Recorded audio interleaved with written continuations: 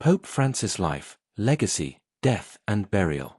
This is a summary of Pope Francis' life, legacy, death, and burial as derived from many sources. This narration is not exclusive and may unintentionally have omitted important dates and events phase of life. Pope Francis was elected on March 13, 2013, becoming the first Latin American and first Jesuit pope in history and succeeded Pope Benedict XVI, who retired at that time.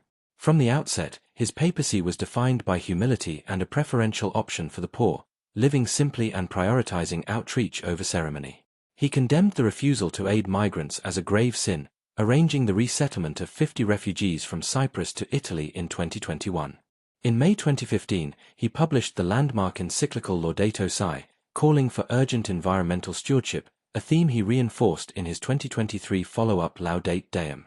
He convened major synods, most notably on youth in 2018, and established commissions to study the historical role of women deacons, signaling a push for collegiality and reform. This narration will chart his election, his defining initiatives, and reflect on the enduring legacy of a pope who reshaped the modern church. The dawn of a new papacy, a soft sunrise over St. Peter's Square. Pope Francis, stepping out of the Casa Santa Marta guesthouse.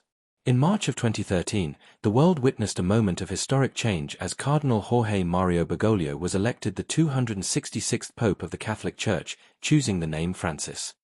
He became the first Latin American and first Jesuit in papal history, pledging a humble and service-driven tenure. From day one, he rejected papal pomp, choosing to reside in the Santa Marta guesthouse rather than the Apostolic Palace. A papacy of humility and outreach. Montage of Francis greeting the poor, washing refugees' feet, walking among crowds. Pope Francis made humility his hallmark, personally washing the feet of refugees and inmates, saying that no one should be excluded from God's mercy and love. In December 2021, he arranged for 50 migrants from Cyprus to be resettled in Italy, calling the refusal to aid those in distress a grave sin. His weekly audiences became platforms for advocating migrant rights, summoning world leaders to action and reminding the faithful that no one is outside the pace of God's mercy. His actions resonated globally, earning both praise and pushback, but never deterring him from the path of solidarity with the most vulnerable. Champion of creation and institutional reform. Environmental stewardship. Jorge Mario Bergoglio, real name, was born December 17, 1936, in Buenos Aires. He grew up in Barrio de Flores, a working-class neighborhood. His father was a railway worker, his mother a homemaker. As a youth the Pope studied in public schools, and in high school obtained a technical certification as a chemist. In 1967, he returned to his theological studies and was ordained a priest December 13, 1969. In 1992 Father Jorge was appointed Auxiliary Bishop of Buenos Aires. He was one of 3 auxiliaries and spent most of his time caring for the Catholic University, counseling priests and preaching and hearing confessions. In 2001, Bishop Bergoglio was elevated to cardinal, and later that year he served as an official of the Synod of Bishops at the Vatican. That same year, Cardinal Bergoglio began a 6-year term as head of the Argentine Bishops' Conference.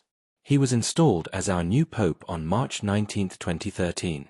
In May of 2015, Pope Francis released the encyclical Laudato Si, declaring environmental degradation a moral crisis and calling for an integral ecology that unites care for creation with care for the poor.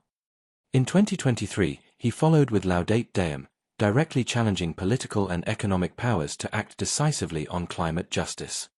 In October 2018, Pope Francis convened a month-long synod on youth, urging young Catholics to blend faith with social activism for the marginalized.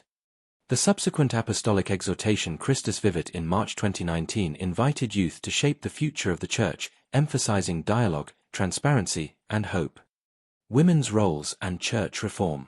Pope Francis established commissions to study the historical presence of women deacons, signaling an unprecedented focus on female ministry. He granted women voting rights at synods for the first time, advancing lay participation and shared governance in church decision-making. Addressing abuse and governance. Under his leadership, the Vatican formed its first anti-abuse commission, stripped a cardinal of his title, and lifted restrictive secrecy rules. Though survivors hailed these steps as progress, many felt deeper reform was needed, a tension that marked the later years of his pontificate.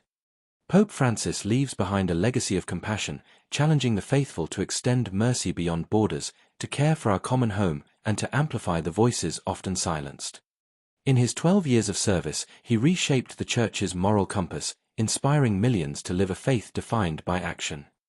As we reflect on his life and vision, his message endures, that true leadership is born of humility, and that every human being, no matter how marginalized, is infinitely precious.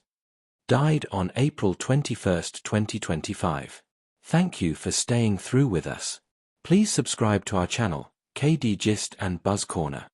Also, like, comment and share in order to help us grow a wider reach. Signing out.